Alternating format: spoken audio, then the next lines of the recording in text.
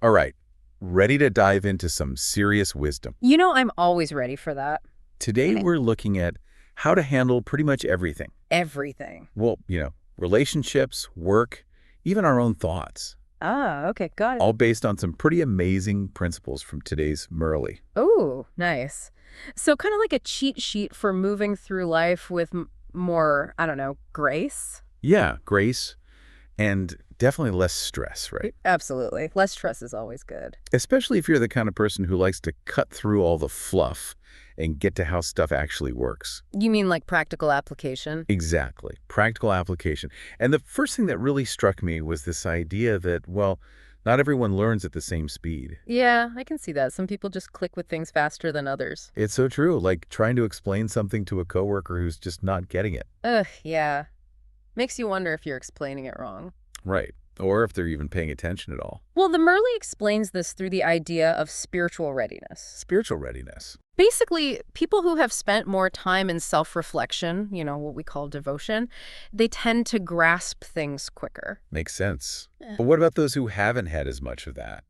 Are they just out of luck? Not at all. It's just that they're at a different point on their journey. Doesn't mean they're less capable. Oh, okay, I see. So then how do we deal with those situations? Patience, my friend. Patience is key. Patience. Okay, yeah. Think of it like teaching someone a new skill. Okay. Some pick it up right away, others need more time and practice. You wouldn't get mad at someone for not being an expert on day one, right? Right, of course not. Everyone learns differently. Exactly. Got to meet people where they are. Everyone's got their own learning curve. So true. But here's where things get really interesting. The Merle doesn't just stop at understanding different learning paces. Oh, there's more. It talks about being mindful of when and how we share our wisdom too. Ah, so it's not just about understanding how people learn, but also about choosing the right time to teach. You got it. It's like reading the room, sensing the situation before you offer advice or teachings. So not holding back, but choosing the right moment. Exactly. Like imagine walking into a meeting and trying to pitch a complex idea when everyone's exhausted. Yeah, no one's going to be receptive to that. Right, you'd just be met with blank stares.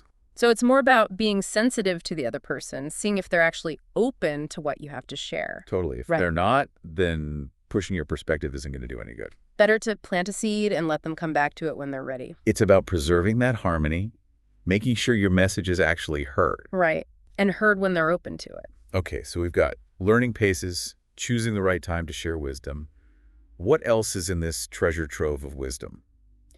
Well, this next one might surprise you. It's about purity. Purity, like keeping things clean. Not exactly. It's more than just outward actions. The Merle talks about the purity of our thoughts. Oh, wow. So it's not just what we do, but also what we think. Exactly. It's about having a clear mind, avoiding those harmful, negative thoughts that can creep in. I can see that. It's like choosing a healthy diet for your mind. Perfect analogy. You wouldn't constantly overload on junk food, right? Same with your thoughts. You got to nourish them with good stuff. Because those negative thoughts, they impact us just as much as junk food impacts our bodies. 100%.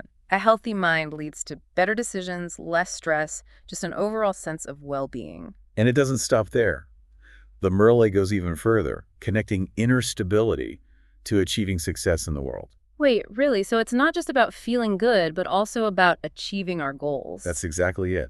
When we're grounded and free from those inner distractions, we can focus on what matters. That makes sense. If you're constantly distracted, how can you actually get anything done? Exactly. It's like that saying, motion doesn't equal progress. Ooh, I like that. So true. You could be busy all day, but if you're not focused on the right things, you're not moving forward. It's all about that long game, making those smart choices that lead to lasting success. Whether it's in your career, relationships, or personal growth, it all starts with that inner stability. Powerful stuff. It really is.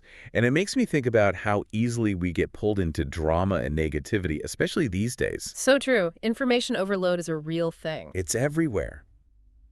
And that brings us to another gem from today's Merle: avoiding gossip and negativity. Ah, so it's about recognizing how harmful that stuff can be. Even if we didn't start it, It's about choosing to be part of the solution. Like breaking the cycle of negativity. Exactly. It's like when you hear a juicy piece of gossip. Ooh, so tempting to pass it on. Right.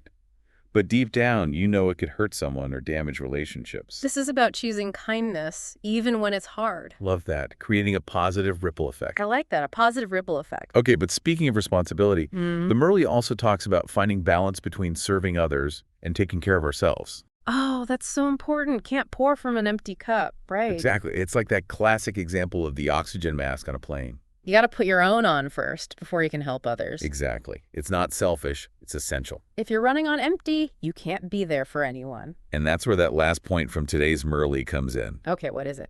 It's all about remembering the bigger picture, keeping perspective, especially when things get tough. I think we could all use a little bit of that. Right. It's about understanding that ups and downs are normal, part of the journey. So true. So true.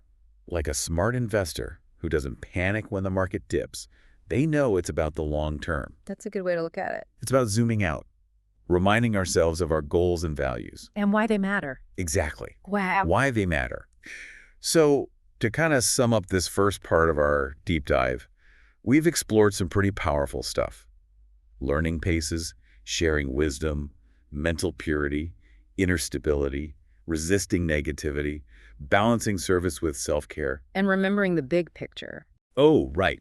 Can't forget that one. It's a lot to take in. But the cool thing is, all these principles, they're all connected. How so? Well, when you start applying one, it naturally leads to the others, like a domino effect. And the more we practice, the more naturally it all becomes a part of how we live. Exactly. But before we move on, I want you to think about which of these principles really resonated with you. Yeah, which one felt like, oh, I need that in my life right now? Exactly. And where in your life could you benefit from applying it? It's something to think about. Welcome back. Ready to keep diving into this Murley wisdom. Oh, absolutely. I'm still processing everything from the first part. Yep. So much good stuff. It really is a lot to unpack. But in this part, I thought we could focus on how these principles play out in our relationships. Ooh, yeah, good idea. Relationships can be tricky sometimes. They can be. But these principles, they offer some pretty practical guidance. Let's start with that feeling the pulse idea. Okay, but in relationships, how do we actually do that? It's not like we can literally check someone's pulse before giving advice. Right. It's more about being tuned in to the other person, their emotional state, Sensing if they're open to what you have to say. Exactly. Think about a time when you were going through something tough. Oh, yeah. And someone just came in with advice that completely missed the mark. Didn't resonate at all. Ugh, yeah. I've been there. Like they weren't really listening, More about fixing you than understanding you. Exactly. And that's where this principle comes in, right? Instead of jumping in with solutions, we create a safe space. For them to share. To share. To feel heard. Ask questions. Listen with empathy. Trying to understand their needs before offering our own 2 cents. So it's more about listening than fixing. And sometimes, honestly, the most helpful thing is just to be there. Just be present. Support without judgment. That's what true service is all about. Speaking of service, Yeah. I think it's interesting how the Murley talks about balancing that outward service with taking care of ourselves. So important. You can't pour from an empty cup. Right. If we're Yeah. constantly giving without recharging, we get depleted. Resentful, even. And that can spill over into our relationships, create tension. Think about those times you've said yes when you were already overwhelmed. Oh, yeah. Doing things out of obligation, not from the heart. And it just drains you. It's not true service. Exactly. True service comes from abundance, not from feeling forced. So how do we find that balance? It's about setting boundaries. Boundaries. Learning to say no sometimes, even when it's uncomfortable. I struggle with that one. It's a practice. Mm-hmm. But saying no to some things frees us up to say yes to what truly matters. That makes sense. We're prioritizing our well-being so we can actually show up as our best selves. In all our relationships. But here's a question for you. Okay, I'm listening. What about those tough relationships? Difficult people? How do these principles work then? Oh, yeah, the tricky ones. That's where the whole mental purity concept becomes really powerful. How so? Well, when we're dealing with someone who triggers us, Ugh, yeah.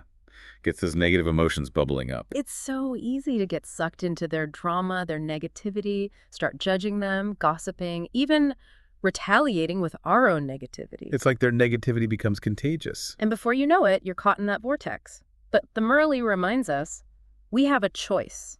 A choice. We don't have to let their negativity dictate our thoughts and actions. We can choose to stay grounded. In our own mental purity. even when surrounded by chaos. Exactly.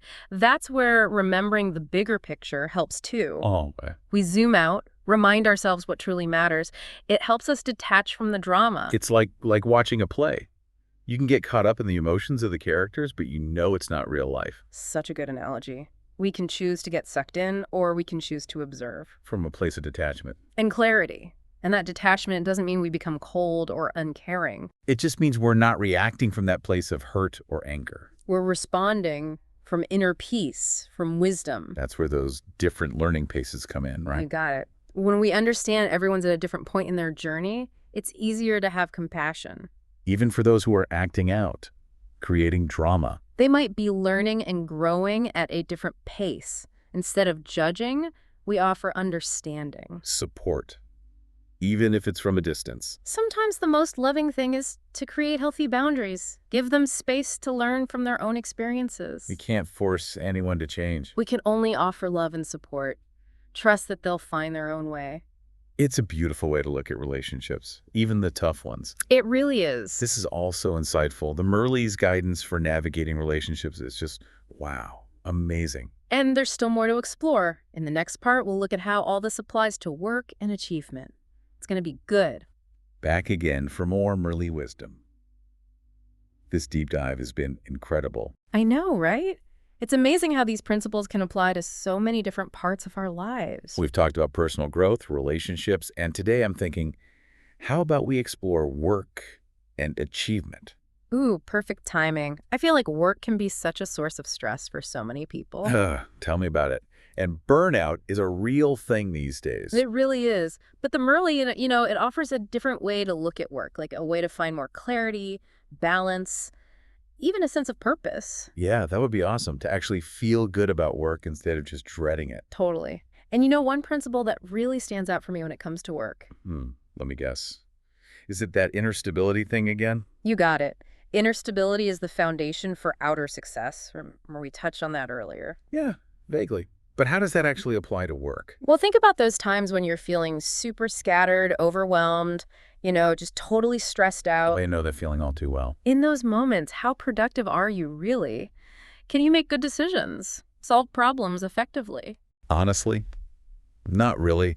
When my mind's racing, it's hard to focus on anything. Right. And that's exactly where inner stability comes in. The Merle says, when we cultivate that stillness within. Through meditation, mindfulness, all that. Exactly. It creates a foundation for clarity, focus, effectiveness in everything we do. Like, imagine building a skyscraper. Okay. You need a strong base, Yeah. right? Without that, the whole thing's at risk. That's a great analogy.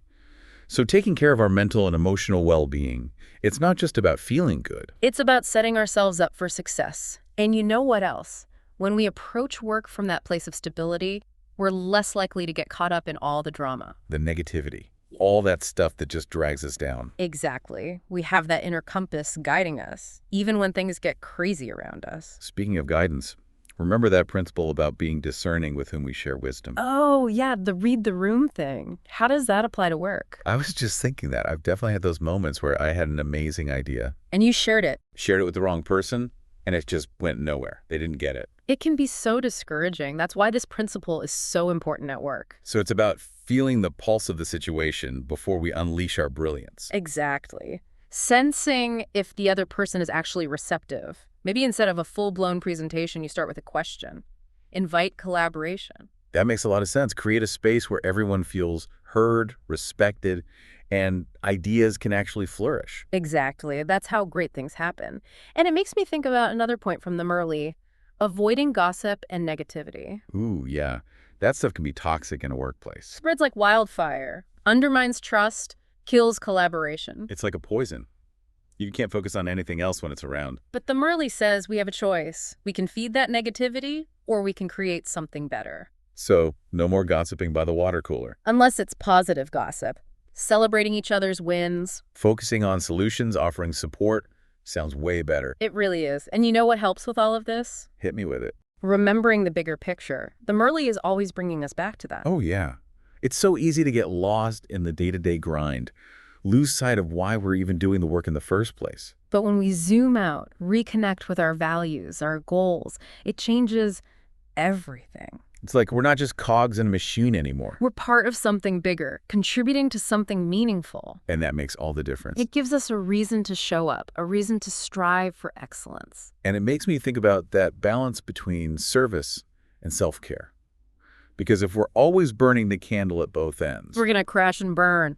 The Merli reminds us true service comes from abundance, not depletion. so taking care of ourselves is actually part of the equation. It's essential. Setting boundaries, taking breaks, doing the things that nourish us, that's how we show up as our best selves. Wow. I never thought of it that way. It's a whole new perspective, right? It really is. So much wisdom packed into this one Merli. It's about so much more than just checking things off our to-do list. It's about finding peace, purpose, even joy in our work. And isn't that what we all want at the end of the day? Absolutely.